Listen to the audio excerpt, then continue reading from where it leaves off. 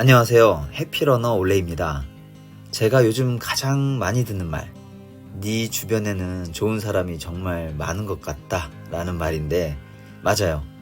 진짜 과분할 정도로 많은, 그리고 좋은 분들이 좋은 기운을 갖고 함께 해주고 계시고, 결국 그 관계들을 통해서 앞으로 더 성장할 수밖에 없는 구조가 만들어졌다고 믿거든요.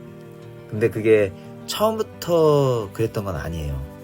인간관계에 있어서 제 나름의 원칙을 갖고 꾸준히 습관화한 결과라고 생각했기 때문에 여러분들께도 쉽지만 바로 적용해 볼 수 있고 삶을 바꾸는 좋은 사람이 모이게 하는 방법을 알려드리겠습니다. 첫 번째, 스펀지가 되자. 스펀지가 물을 빨아들일 때의 모습 아시죠? 누군가 만날 때 늘 스펀지처럼 대화하자 라고 생각하기 시작했어요. 누굴 만나든 그 사람한테서 빨아들일 게 있다. 그러니까 그 사람이 말할 때 잘 듣고 행동할 때 잘 관찰하자. 와, 저 사람은 이런 상황에서 저렇게 생각하고 저렇게 말하는 능력이 있네.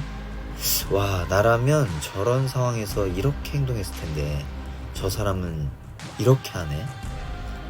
그렇게 나한테는 없는 장점을 보기 위한 노력을 많이 하는 거예요.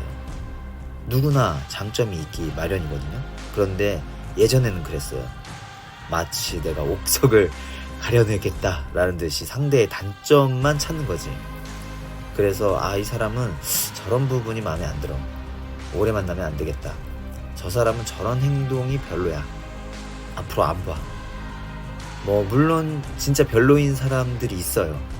그런 사람들까지도 굳이 장점을 찾아내서 만나야 될 필요는 없어요.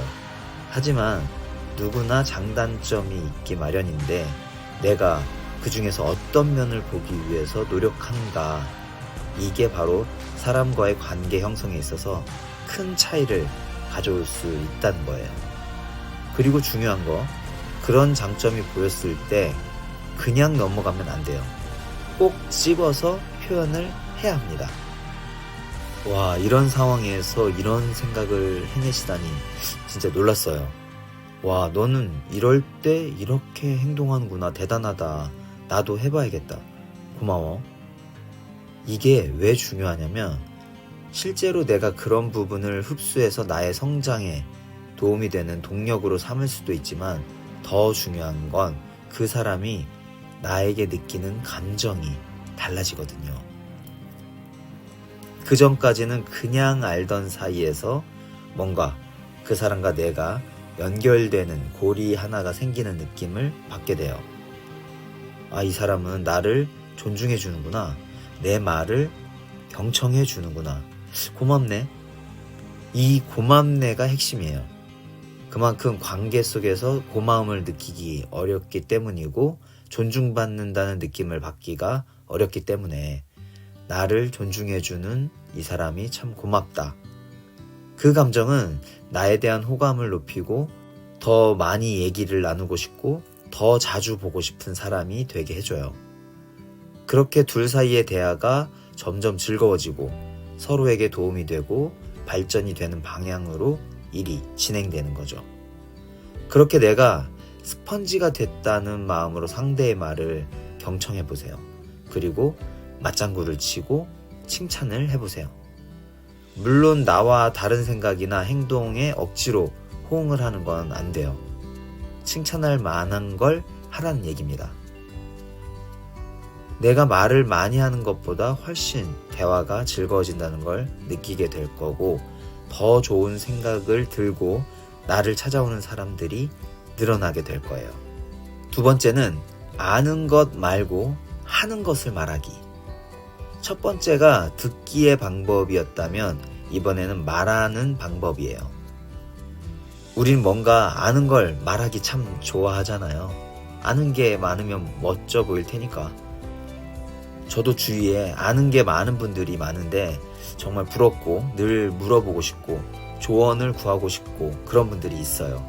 그래서 한때는 나도 아는 척 좀 많이 해볼까 싶어서 누구 만나러 갈 때 막 오늘의 명언 이런 거 찾아보고 한입 지식 막 이런 거 몇 개 담아가고 그랬었거든요. 근데 막상 가서 그 말을 꺼낼 타이밍도 잘 없을 뿐더러 뭐 억지로 막 끼어서 했다고 쳐도 어떤 대화의 맥락에 안 맞으면 굉장히 붕 뜨는 상황이 되는 거예요. 그래도 여기까지면 뭐 그나마 다행인데 내가 아는 척을 해서 꺼냈던 말에 상대방이 추가 질문이 들어오면 당황하는 거지. 이렇게 훅 들어오나? 밑장이 까이는 순간이고 그 한 가지 때문에 내 말들이 전반적으로 신뢰를 잃게 되는구나 하는 경험을 했었어요. 늘 사람들 앞에서 자신이 아는 걸 열심히 말하는데 뭔가 신뢰가 잘 안 가고 건성으로 듣게 되는 사람이 있고 또 그 사람이 하는 말에는 힘이 있어서 경청하게 되고 조언을 구하게 되는 사람이 있잖아요. 그 차이가 뭘까 곰곰이 생각을 해봤던 시기가 있었는데 결국 아는 걸 말하는 사람과 하는 것을 말하는 사람의 차이구나 하고 느꼈어요. 아는 것을 말하는 건 지식 수준에 머물지만 평소에 자기가 직접 하는 것을 말하면 그건 지혜가 된다고 생각해요. 아는 것에 대해 생각하고 실천하고 행동할 때 비로소 지혜가 되는 거죠. 그래서 언젠가부터는 제가 말하는 것들을 바꾸기 시작했어요. 내가 평소에 멋진 말이다 혹은 멋진 생각이다 라고 생각이 들면 행동으로 해보는 거죠. 그렇게 되면 내가 하는 말이 달라져요. 나의 말에 힘이 생깁니다. 지식을 말하는 게 아니라 경험을 말하게 되니까요. 그런데 그게 잠깐이 아니라 한 달이 되고 1년이 되면 나 스스로 아는 것의 수준이 달라진다는 걸 느껴요. 이게 그렇게 어렵지 않은 게 어떤 대화가 오고 갈 때 내가 직접 해본 게 아니라면 말을 최대한 아끼고 내가 직접 해본 거라면 그 경험을 이야기하면 돼요. 그렇게 경험의 가지수가 많아지고 행동에 깊이가 생기면 말에 신뢰가 생기기 시작해요. 저 사람은 말이 아닌 행동을 하는 사람이구나. 저 사람이 하겠다고 하면 하겠구나. 같이 뭔가 하자고 하면 무조건 해야겠구나 하는 신뢰의 힘이 생겨나는 거죠. 세 번째, 사실 이 부분이 제일 주요했다고 생각하는 방법인데 바로 대화를 시작하기 전에 이미 상대의 마음을 녹이고 상대의 마음을 열게 하는 거예요. 이게 대단한 기술이 필요한 게 아니에요. 누구나 지금 바로 할 수 있어요. 바로 미소를 짓고 있기예요. 사람을 만나는 순간 첫 표정이 많은 걸 좌우한다는 걸 알게 됐거든요. 예전 직장에서 진짜 끊임없이 저를 괴롭히는 상사가 있었어요. 늘 미간에 주름이 잡혀있는 상태로 대화를 시작하는 사람, 거의 모든 대화의 끝에는 한숨을 내쉬는 사람. 그러다 보니까 뭔가 대화하기 전부터 긴장이 되고 끝나고 나면 자괴감이 들고 일은 점점 더 결과가 안 좋게 나오고 악순환이더라고요. 그때 진짜 너무 힘이 들어가지고 찾아서 읽었던 책이 바로 카네기의 인간관계론이었고 거기서 엄청난 한 줄을 만났던 거예요. 바로 미소를 지어라. 이 챕터를 읽는 동안에 깨달았죠. 그 사람한테만 문제가 있는 게 아니었구나. 그 사람을 대할 때 내 표정이 늘 굳어 있었겠구나. 그러니까 그 사람도 나를 보면 기분이 안 좋은 상태로 대화를 시작했었겠구나. 제가 그때부터 표정 관리를 하기 시작했어요. 그리고 그 사람을 만나면 최대한 미소를 머금고 인사를 했어요. 처음엔 되게 어색했죠. 얘가 갑자기 왜 이래 이럴까봐.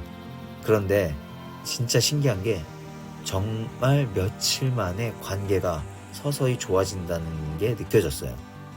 그리고 어느 날 심지어 점심을 같이 먹자는 얘기까지 들었고 그렇게 한두 번씩 식사도 같이 하게 되다 보니까 몇 달 후에는 진짜 서로 신뢰하는 관계가 되었던 경험이 있어요.